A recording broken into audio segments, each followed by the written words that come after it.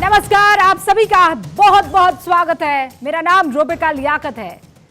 ऋषि मुनियों की इस धरती पर हमारे बड़े बुजुर्ग कह गए हैं, नारी राष्ट्रस्य अक्षि अस्ति, अर्थात महिलाएं देश की आंखें होती है और इन आंखों की रोशनी को ज्यादा चमकदार करने के लिए, देश के भविष्य को उज्जवल करने के लिए, नारी शक्ति की आवाज को स्वतंत्र भारत के इतिहास में सबसे बुलंद और शक्तिशाली करने के लिए नारी शक्ति वंदन विधेयक 2023 कल लोकसभा में पास हो गया।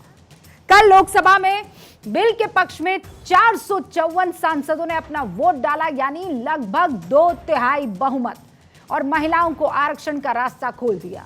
अब राज्यसभा में आज जब मैं आपसे बात कर रही हूं तो बहस चल रही है, चर्चा हो रही है और आज ही राज्यसभा में बिल के पास होने की उम्मीदें भी हैं। राज्यसभा में आज सुबह से ही महामंथन जारी है। बीजेपी, कांग्रेस, डीएमके, टीएमसी, अलग अलग पार्टियों के सांसद इस बिल पर अपनी अपनी बातों को रख रहे हैं और ये बिल राज्यसभा में आसानी से पास हो जाए, ऐसी उम्मीद बीजेपी के राष्ट्रीय अध्यक्ष जेपी नड्डा ने भी जताई है। इसीलिए सेलिब्रेशन की तैयारियां चल रही है। लेकिन संसद में महिला आरक्षण पर 2 दिन से जो बहस चल रही है, उसमें क्या कुछ हुआ है और किस बात की गूंज सुनाई दी है, वो आप आगे रिपोर्ट में जानने वाले हैं। लेकिन क्रेडिट की लड़ाई लगातार हर पार्टी ये कहती रही और खासकर कांग्रेस की तरफ से कहा गया कि भाई हमने इसकी शुरुआत की है। विपक्ष की तरफ से उठाई जा रही दूसरी बात यह कि इस आरक्षण में ओबीसी और अल्पसंख्यक महिलाओं को जगह नहीं दी गई है या उनको और आरक्षण देना चाहिए। सबसे ज्यादा ओबीसी आरक्षण की मांग उठाई जा रही है।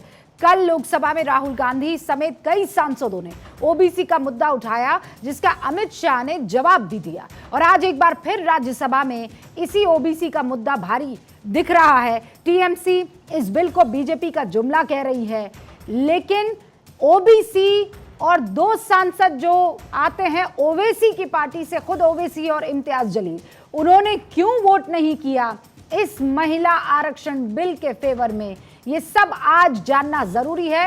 पहले ये रिपोर्ट।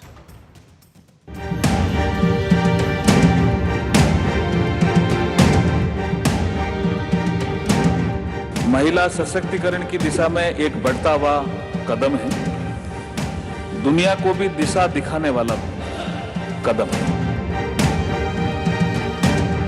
90 सेक्रेटरी हैं, ये जो हिंदुस्तान की सरकार को चलाते हैं, हिंदुस्तान के सेक्रेटरीज 90 में से सिर्फ 3 ओबीसी से हैं। अब इनकी समझ है कि देश सेक्रेटरीज चलाते हैं, मेरी समझ है देश सरकार।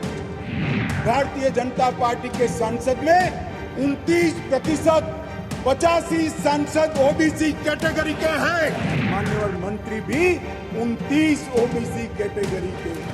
एससी, एसटी और ओबीसी की व्यवस्था है, लेकिन उन पिछड़ी जाति की महिलाओं का क्या, जिनके हैंड होल्डिंग के लिए ना हमारे धर्म ग्रंथों में कोई व्यवस्था है और ना आज की समकालीन बातचीत में कोई व्यवस्था है।